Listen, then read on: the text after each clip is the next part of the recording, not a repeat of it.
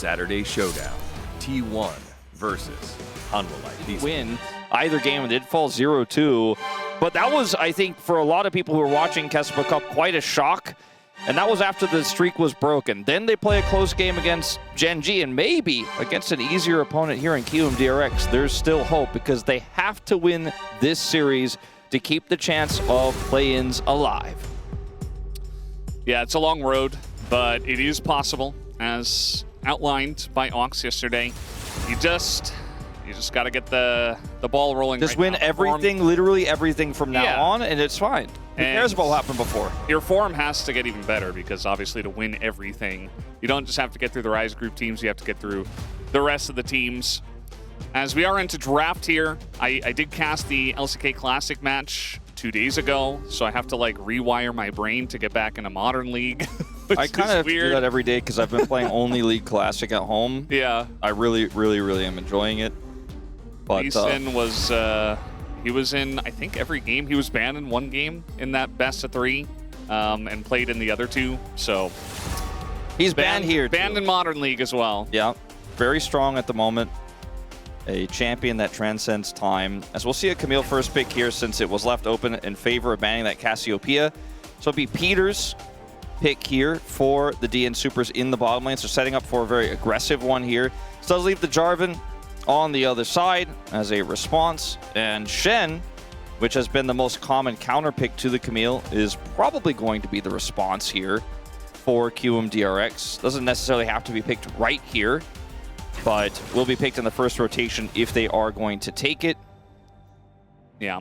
Camille, very often picked nowadays and banned a bunch. Shen, which you did mention, is doing pretty well. It's 8-4 right now. It's been played in 12 games, so Shen is very much in the meta. Rise going to be the option here.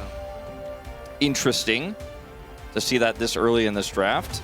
Wonderful to see Closer play Anivia as a response. I don't think so. It's not really a champion I associate with Closer. Doesn't have a lot of... I mean, I'm not saying Anivia has no playmaking, but this is more up his alley. The Rumble Yone rotation here for the DN Supers is going to allow them a lot of explosive firepower, a lot of setup for the equalizer, and that Shen counter pick is going to come in on 3 here for Kiwoom DRX.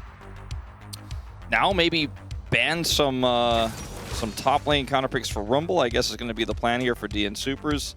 Yeah, I'm seeing a lot of Mbessa. Mbessa actually is 1-7 herself. Doesn't necessarily mean that she's bad, but she's being picked a lot and losing a lot, so teams haven't necessarily figured it out, but it has been a common response to the Rumble. I do like the Yone for Closer, especially for a guy who's very much on form. Just get him something that he can play make on, and you can win games off of that.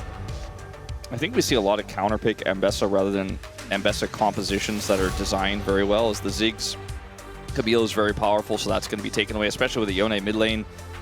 Even with the AP top, I think the damage profile still works out really well. Talia will also be banned here, with a potential flex of the bottom lane into that Camille Talia lane. Could be strong. Not my favorite, personally, but we have seen it. So, see what this final ban is going to be. I expected Jace and Cassante to be banned, just because Cassante has done really well in this lane. But like you mentioned, the Mbessa has been a little bit more flavor of the month. So that's going to be taken away instead. So I think Frog will probably play Cassante here. And then they could put aiming on a scaling late game carry here. I would not prefer him to play Jhin in this draft because he is playing into Camille and Yone and Rumble. But we'll see what he opts to do, because everyone who is a veteran AD carry right now in this meta loves just playing Jhin. Ruler, it feels like he first picks it every game 1. He could play Ezreal. It's still available. Yeah, no, it's not. It's actually banned. no. No, it's banned. It's banned. My bad. For a second, I was like, wait, what? No. I'm crazy. I'm crazy. Wolf is just a crazy guy. No, I'm crazy. He could just break the rules and play it anyways. Yeah. Corki is kind of like the next one. I feel like that could be a good choice for aiming too. So it's a little bit of like, well, we can take a strong pick that's good with our comp, but also good for you. So we kind of take it away. Yeah, that's a good point. And now this draft has so much follow-up to the dive, because the Corki follows up from far away with the Valkyrie, layers that damage in. Very safe into the Jarvan as well, similar to Ezreal, because he can just Valkyrie away from the Jarvan. And taunts probably require a flash for setup to try to catch him. And he is going to be the main ranged threat here in this draft, as Qiyana will be once again the response to the Jarvan here from Charvel. What a bold choice from the jungler here that is a rookie coming in, stepping up to replace Pyosik. 0% win rate. We don't win with this champion in our region. Yeah. I mean, he is a bit of a Qiyana. I hesitate to call him a one-trick, but he definitely is. Yunara is up aiming Zali. I feel like it's perfect for this draft because you're playing into so much melee. You can just kind of kite your way through. Similarly, though, the Misfortune feels pretty good because you are going to be able to utilize a lot of power with your ultimate into all of those melees running towards you if you can position well. Xayah is very strong because it's safe with her ultimate to get away from some of that engage, and even though it's low range, you've got that Rise to back you up. You've got a double DPS threat with the front line, and because they're all melee, you could still hit that damage. I would have preferred the Yunara, I think personally, just because I think aiming is really good at that pick, and there's a lot of setup for him with a huge front line and a Shen. And if the engage doesn't go off well for DN Supers, it's so easy to clean up as Yunara. Not impossible for Xayah either, but I feel like the Yunara comes online a little bit earlier just because her ultimate gives her so much explosive power, where Xayah is just going to have to sit back and wait. But all three of those options were pretty good. Then he chose his preference in the end, which is the Xayah. Yeah, I was definitely cycling through the three of them and was trying to figure out exactly what he wanted to play. I think Xayah is very safe, so it's kind of like that little Rise group safety button where you just say, well, I'm probably going to need this at some point, whether I'm out of position or whether something is going wrong in the team fight, which, let's be honest, it probably will at some point. I think Xayah allows him to kind of solo handle some situations that maybe are not going to be so great here in the Rise group. So pretty interesting stuff. We get the Xayah back here for aiming, and also Qiyana for Charvel, as let's jump onto the rift for game number 1.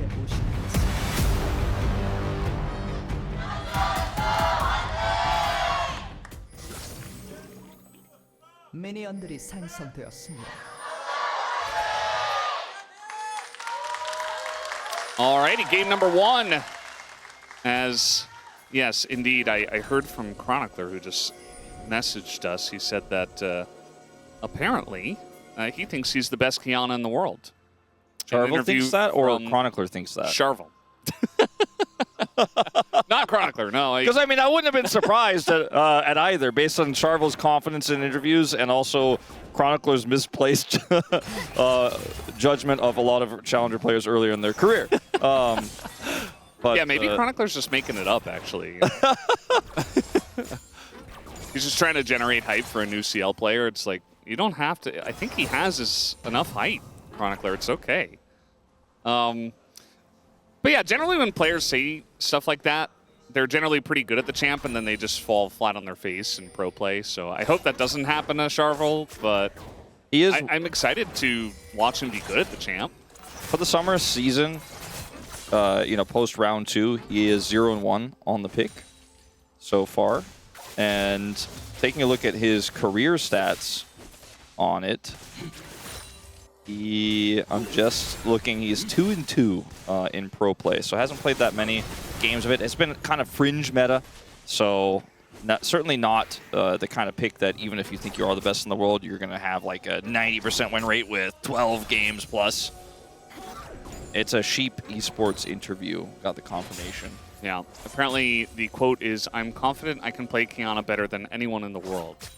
So it's kind of a roundabout way to say that you think you're the best. Well, he could be the first one to win with Qiyana in the LCK. Yeah. Even Kanavi hasn't done it yet. We just haven't seen all that much. I think Qiyana's very much... It's not exactly the way we like to play things in Korea, which is very safe. As we are going in on to aiming, who doesn't flash the stun, does flash after the fact. And Peter... Here comes Willer, though. Going to Valkyrie forward, trying to add some extra damage, and now Peter's just dead. First blood goes over to Ogdil, and the flash forward from Willer. That's a red buff ticking but it's not going to be enough slow to get Duckdom down. I mean, Willer was coming over there, and Duckdom gets away, but notice that Willer doesn't have a 1 in his A column. That was another 2v2 incident for the DN Supers, as Charvel's going to try to turn it around here in mid. Oh, there's a lot of damage from the Kiana. UCal getting very low. Flash forward, and he misses! No, Charvel! He said he was confident he plays the best. He said it in an interview. It was recorded. But I'm not so sold myself just yet. Oh, it was very close. Very, very close. We have a TP from UCal and Closer. They're going to have to hightail it out of here. Or, sorry, from UCal. I think I said TP from Closer. But anyway, this is a 2v2 here where aiming flashes late, avoids the phosphorus bomb there. Then Ando just does so much damage. Peter just kind of stands on him here and goes back in. And aiming is just out of range. Willer forces the flash out of Duckdom as Corki annoys everyone with that bug that's been around for like 17 years that for some reason still isn't fixed. As Cal is so close to dead, like all that first strike damage comes through, and he misses the flash forward and just sends it. I mean, I guess the red buff was ticking. No translation needed, I think. Yeah, I mean, the angle on the flash was pretty good from UCal. You know, if we're trying to help out Charvel a little bit. The first turret shot, like if he missed, since he missed, do you think he could have gotten away or is he died no matter what? I think he might have actually just been able to cancel it and walk out, but it would have been close. And I mean, the red buff was almost enough to kill UCal there as well. It gives UCal a double buff, by the way, on that note. So now UCal is sitting on double buffs here into Closer and an early matchup for Yone into this Rise that's very frustrating now. Yeah, I mean, if he hits the Q and just kills the Rise and gets away, I mean, I think he's totally fine. As now we have a Rise coming on to kill Duckdom as Willer gets into the party as well. Duckdom very low, will tick down. Red buff, by the way. Damage of UCal's red buff. Oh, which no! is given by Charvel. No! It's not fair! It's not supposed to be like this. Apparently UCal had 6 HP, by the way, when he lived under the turret. Not right here, obviously. He has a lot more than 6. Yeah, he's the boy who lived in this one. As Duckdom, we're just going to kill him for making that Corki sound in our replays. He stopped it, actually, to make another Gatling gun here, but just a really nice dive again. Well, not even dive, gank from Miller. Killed him with the auto, by the way. I think the red buff probably kills him, but... Oh, God, he's making that sound again. Yeah, it's this skin, too, that everyone picks. I also pick it when I play Corki all the time. I also do the Red Baron. What about the Corgi one? Nah, the Corgi one's lame. It's overrated. What do you mean? Nah. I don't Weird. think Corgis can be lame. Like, that's not really a thing. Are you sure? I think they can be the epitome of lame, Valdez. Really? Why? Everybody gets Corgis because they saw the Corgi in Cowboy Bebop, all right? I don't think that's the reason why people get Corgis. I don't know, Valdez. It's an interesting take. I don't think I've ever heard that before, but... I mean, Cowboy Bebop's a great show. I didn't finish it, but I did watch. I did watch the majority of it. Why didn't you finish it then? If it's such a great show. Well, I was in America and I was watching a lot while I was there, and then when I came back, you know, it's just a lot of things going on. Well, as someone who watched a lot of Evangelion, I also wanted to get a penguin as a pet, but I wasn't allowed. So. Yeah, I don't think it's a good idea to have a penguin as a domesticated house pet.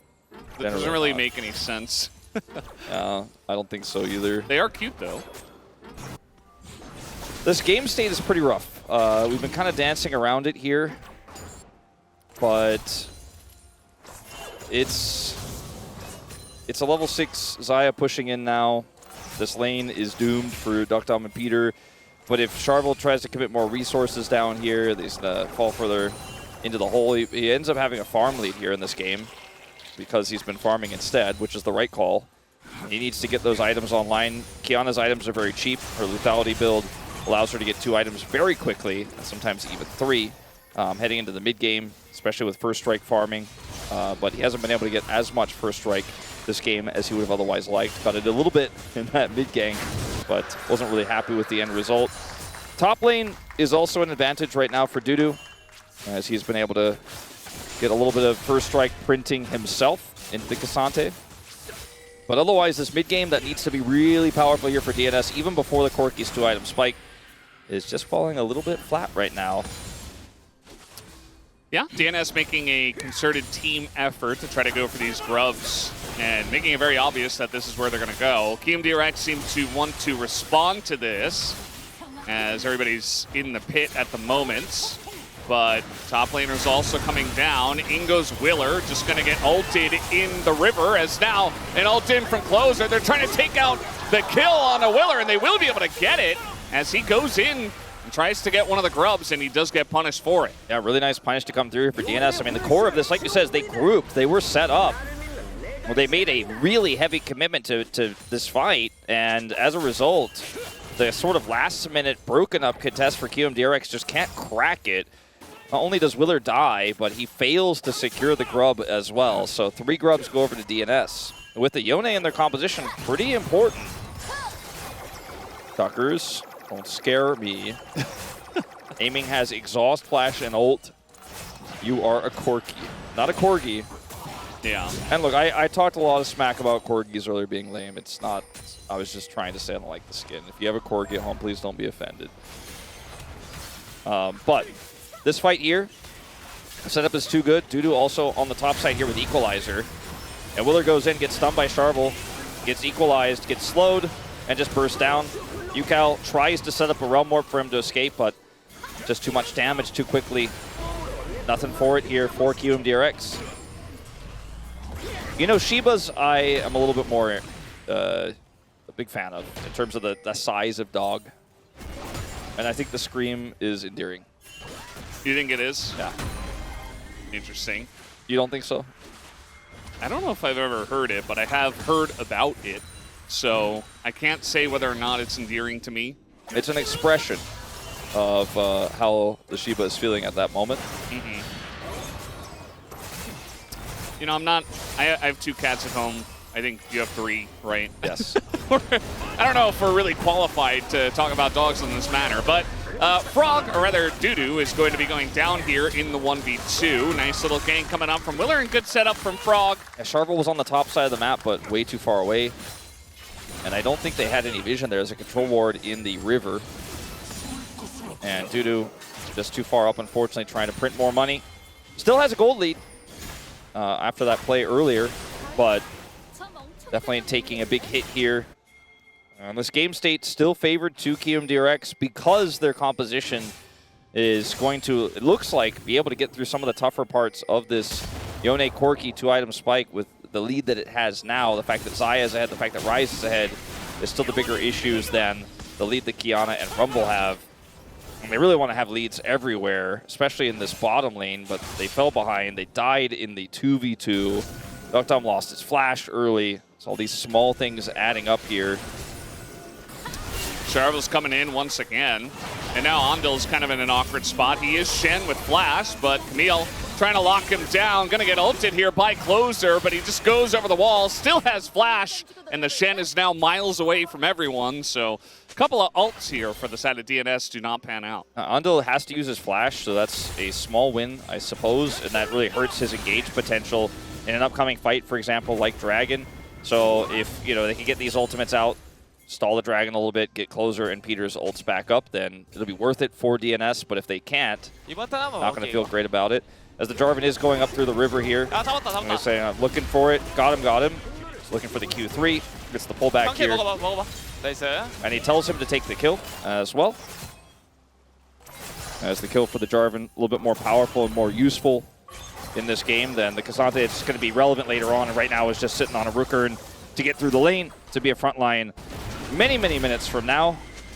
Yeah, he's definitely going to need a second item against Qiyana and Yone especially. So we'll see when he gets there, but the Rookern first is a good call. Very good into Rumble. One of the problems with this Qiyana pick for me in this game is that it doesn't have an easy lane to gank. Like, he was almost able to get Yukal in the mid lane, right? That was the one opportunity he saw. Bottom lane was kind of a disaster, so we had no pressure there. And then Cassante just doesn't really care about Qiyana that much. even if Rumble was able to stack away for him to try to dive. So it's really hard for him to actually snowball this game without just farming. And that's what he's doing after that initial failed gank there in the mid lane. And they did get grubs off of a play from him there as well. But I think he wanted to be able to snowball this game. We see Qiyana into Jarvan a lot because sometimes you can just turn the Jarvan's engage around by ulting his Cataclysm immediately. But that, in practice, kind of ends up being a more niche thing, and you're really just trying to outpace him in the jungle and also find some lanes to accelerate, but it's been unsuccessful at doing so, and in fact, unfortunately, accelerated the mid lane against his team. And, you know, it's just one missed ability that changes the whole tide of what this early game has looked like. Yeah, it's a big problem when UCal is 2-0, and we know what Ryze can do when he gets really fed. Going to be looking for that actualizer eventually. Third item, hopefully. He went for the upgraded steel caps, which is super rare, but in this matchup and into the Qiyana, it makes a ton of sense because Ryze's whole thing is he wants to get Rod of Ages, and he wants to be very difficult to kill, and with all this AD damage, that's the way to do it. It's usually Merc treads you pick up, especially in this meta where we even see mages bottom lane sometimes, but he's just taking the other way around this time, which I actually really like. It's a great choice. Yeah. I think that extra tankiness is going to be pretty big for Ryze, who, you know, eventually you just want to get your big combo off and survive through it, and maybe even just put your face into the enemy team to make it happen. Because the enemy team has a lot of damage, but especially with the last pick Qiyana, there's just really not any frontline. Your frontliners are very squishy. If you think about Camille, and then who? I mean, Rumble? Definitely can take a ton of damage themselves, so gonna have to be careful about that. Also, if you go in and you get rooted by the Ryze or the Feather Pullback, or the Cataclysm comes down, you know, it's really easy for QMDRX, as long as they survive the initial salvo, to win every fight, basically. There's not really a front to back in this for DNS in most cases, especially not from behind. They have evened up the gold, though, in this game. Did see the second dragon picked up by QMDRX. It's a Chemtech Soul in this one, which is honestly fantastic for both teams, but I really like it for QMDRX because they have the Cassante and that tanky Ryze we were just talking about. As Dudu's continued to try to print money, I mean, he really has done quite a lot of that. It's the biggest gold lead on the Rift right now. He's going to have to utilize it well in upcoming team fights. The Rift Herald is live, which is why everyone is grouped here on the top side with the exception of those top laners. Frog can stop Dudu's his teleport, but Dudu cannot do the same, so Frog has some inherent movement freedom here to actually come up and fight for this if they want to commit fully. But it looks like DNS, or at least for the moment here, just going to back away entirely. And they want to be the ones who control the momentum here. They fought hard for the grubs, but this Herald is also so important for their comp to be able to be ahead the way it wants to be when Duckdom's seeing that 2-item spike. And right now, just giving up a lot of control. Not fully ceding it, but I mean, QMDRX is starting to read like, hey, I think some people are walking away. The Yone pushes the top wave, and there's that TP back here for the Rumble. Interrupted. Yeah, it's interrupted, so it's just going to be a taunt flash coming on in. Charvel trying to hit an ultimate, gets super low, and just dies to aiming. So not the best Qiyana move I've ever seen, but a nice little ultimatum onto Willer at least secures the kill but he picks up the eye. That was a clean move, Duckdom. Yeah, he just Valkyrie'd over that wall, but thankfully, oh, no, UCal says enough with the blast cones, but there's going to be a second one and a flash here from Duckdom gets him away. He does get away, double sums expended. But that was a really cool move there, actually. The Realm Warp was designed to actually catch them on retreat, but instead they just hold their ground and get that additional kill there onto Willer. I think that was the best that fight could have gone at the state it was in. This Closer has a friend here. UCal going to test his tankiness by just running in. He's got a Shen with him as well, and now Closer in a bit of trouble, but trying to get that kill on a UCal first. And now with the red buff, he's just going to town on both of these guys. Gonna miss that Q3, but he still hits the next Q to take down Ondil as Peter with a nice little donation up in the top lane, and that means that QMDRX actually get the cleanup in the end. Yeah, Peter tries to go in there, gets rooted. The minion wave falls away, so he picks up turret aggro, and UCal takes the kill. Frog interrupted that teleport. That's why I mentioned right before the fight that Frog actually has a little bit of extra agency, and it's rare to see a Rumble teleport get interrupted like that because you just don't interrupt in the face of the enemy top laner. So watch this on the minimap. You can see, I mean, if you didn't see it just now, you missed it. But he is interrupted on his attempted TP, so they end up getting the secure here. And Charvel goes down, and this Realm Warp is attempting to catch Peter and Duckdom, but they turn this engage around. Peter jumps onto Willer. It's pretty slick, and Duckdom is able to escape with some Blast Cone shenanigans, so it ends up being very worth. As in this play here, initially UCal coming over, but is collapsed on by Closer's Q3, and Peter coming in. But there's the Shen ultimate, which buys a ton of time. Duckdom is coming up. Or sorry, not Duckdom. Aiming is coming up. Yeah. And we got a third Drake on the way, by the way. this is a big fight. KRX are set up on this, and Charvel can't get in. I think he's just a little bit too squishy. He's going to try, but not going to commit to the bit. As now they're going to look for the engage after the dragon was taken, and Peter's just going in and dying as the ult's not going to do a whole lot, and now Charvel is exhausted in the backline. He's going to go down, and now it's a 5v3 in favor of KRX, and they're just taking him down one by one as DNS are going in by one by one. And now Duckdom's going to be isolated. It's a very messy fight, and KRX, they just hold their ground. Not going to get the Blast Cone this time. No flash from the previous play. Down he goes, bottom turret down, and KRX may have just won the game off of this defense of the Dragon. And like you said, the fight is so late here for DNS. Frog zoning Dudu away. Herald is used here for some extra combat power, but it really just isn't needed, as this engage from Andil doesn't really hit, right? And DNS think, okay, this is my chance to re-engage, but Peter's so squishy. They get the root off. Charvel's ultimate is big, but the follow-up here is so weak, and the equalizer placement leaves a lot to be desired. Need to be much further back there to really get value into the retreating DRX members. Just kite it back. Then this time, the Realm Warp chase is a go, and Duckdom's like, maybe this Blast Cone will save me too? No. And then in the bottom side of the map, they get the clear of the turret.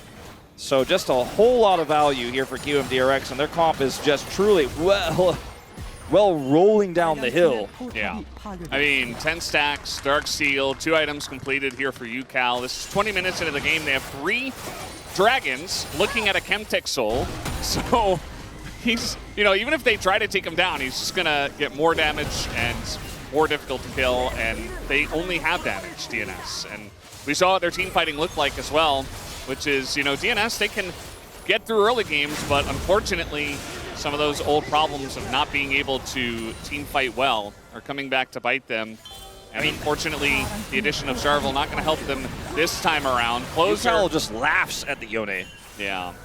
And Closer doesn't really deal damage to UCal right now. Frog is a Cassante, and he has some teammates coming down, so I don't know if DNS should fully send it here. Frog is just going to go in, try to pull Peter over and get a little bit closer to his team. But eventually it is a lot of gold that goes to the pockets of Dudu. Here's UCal with ult coming up.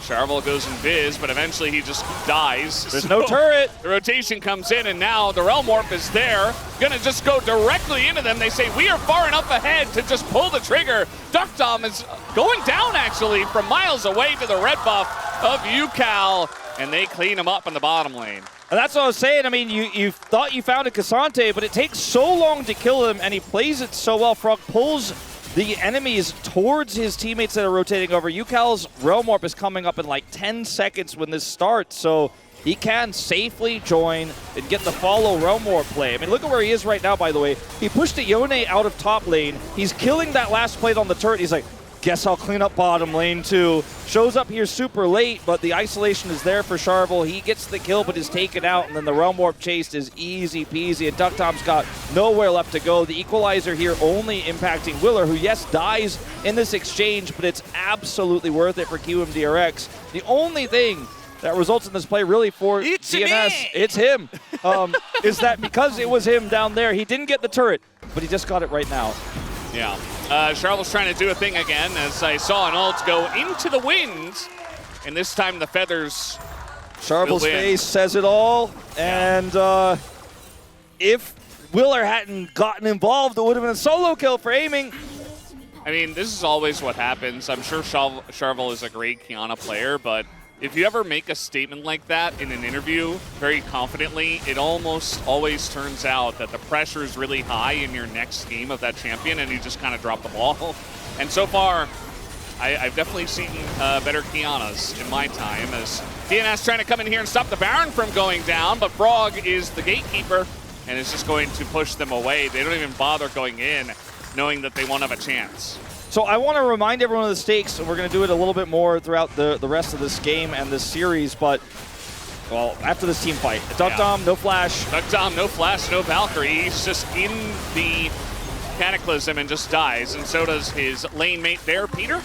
I think maybe QMDRX are reminding them of the stakes in this one. It's still very important for them as well in this group to make play-ins and have a run with this new bottom lane they've picked up. And they're trying to push to end, this game relatively soon. I mean, they can't do it at 23 minutes even with this Baron here, but they're starting to open up the inners, right? Like, they have Soul on the cards here as UCal's is going to start this up with Willer. So for DNS, if they lose this series, it's just done. Their series, their year, everything is over. If they reverse sweep, by the way, their chances are not in their control. And an extra game win here for KRX, even if they do reverse sweep, hurts so much. Every single game you lose puts you one step closer to elimination, even if you get that reverse sweep, and that's a big if. Look at the game state right now. I don't think DNS fans are sure they're going to just bounce back after this one, as it's 24 minutes and a 6,000 gold lead here nearly, and they're breaking open the base. No, not like this! As UCal, he went for Zonius. He doesn't even need the actualizer. I think that's actually a good call. When you're this fed at this point in the game, you can do stuff like that. You can flash under the turret, and there's no way for DNS to punish you. As the Realm are maybe a little bit over-aggressive, but honestly, I feel like they can do whatever they want at this point. As the taunt's going to come in, Closer gets pushed away, and they have a wave now. Equalizer's going to be pretty good. Oh, it was for a little bit, until it wasn't. As now Root's going to come down, DNS are just going to send it. Closer hits a nice ult, but the wallets are just a bit too heavy, and aiming is so fed as well at this point. The two carries of KMDRX just rip them apart. So I guess they can just push to end, actually. Maybe when I said it earlier, I should have stuck with the reality of the situation. I don't think they can end at 23. It's a long push and a long fight, but actually, Valdez, maybe they can. Yeah. Oh no, Closer. I mean, look at the damage of UCal. This is absolutely disgusting right now. As Sharvel, he hit an ult into the inhibitor, and well, now he's dead. But they did get UCal. All right, they stopped the push. Yeah, they were having a bit of fun. I don't think they had to go that crazy with the push. All right, so if I had to ask you, chances of DNS getting out of Rise Group and making play-ins, higher or lower than their chances of coming back and winning this game? Which one is more likely, Valdez? I think, honestly, coming back in this game. Yeah, I think so, too. I think so. So, like, that's where we got to keep our mental right now. If you're thinking about the entirety of the rest of your year, this game is like, it's nothing, man. it's a freebie. Yeah. Also, so easy. The comeback is going to be real. This Equalizer, it was pretty decent. It kind of messed up the positioning here of QMDRX, and UCal took a lot of damage from it.